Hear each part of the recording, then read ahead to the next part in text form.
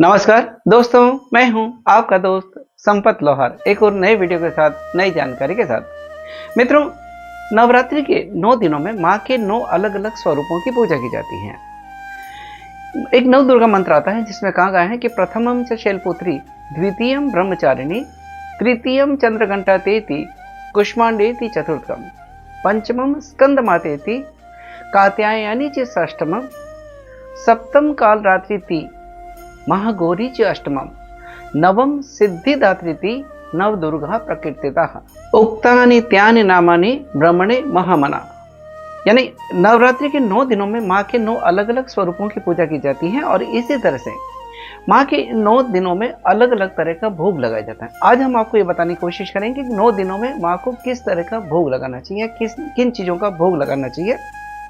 पहले दिन माँ की शैलपुत्री रूप की पूजा की जाती है और इस दिन माँ को गाय के घी का भोग लगाना चाहिए, गाय के घी से बनी हुई चीज़ों का भोग लगाना चाहिए।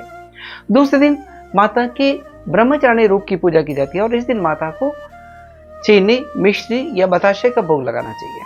तीसरे दिन माता के चंद्रघंटा स्वरूप की पूजा की जाती है और इस दिन माता को दूध या दूध से बनी चीज़ों का भोग लगाना चाहिए। जैसे दूध से बनी खीर का भी भोग लगा सकते हैं, तो तीसरे दिन माता को दूध या दूध से बनी चीज़ों का भोग लगाना चाहिए। चौथे दिन माता के कुष्मांडा रूप की पूजा की जाती है और इस दिन माता को प्रसाद में मालपुए का प्रसाद चढ़ाया जाता है या कोई मिठाई का भोग लगाना चाहिए, मालपुए या किसी मिठाई का भोग लगाना चाहिए। पांचवें दिन माता के स्कंद माता रूप की पूजा की जाती है।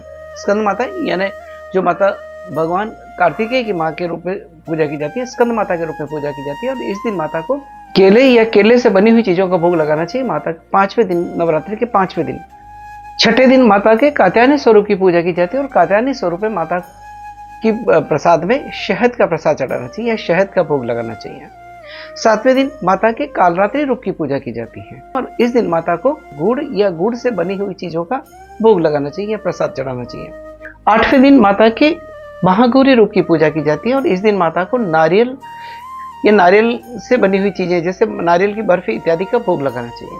9वें दिन माता के सिद्धिदात्री रूप की पूजा की जाती है, यानी नवरात्रि का आखिरी दिन जब माता के सिद्धिदात्री रूप की पूजा की जाती है तो इस दिन माता को हलवा, पूड़ी या चने का भोग लगाना चाहिए। तो ये रहा कि 9 दिनों में माता के किन अलग अलग दिनों में किन चीज़ों का भोग लगाना चाहिए। अगर दोस्तों जानकारी अच्छी लगी है तो इस वीडियो को लाइक करें, शेयर करें, कमेंट करें। इसी के साथ आपके दोस्त संपत लोहार को इजाजत दीजिए।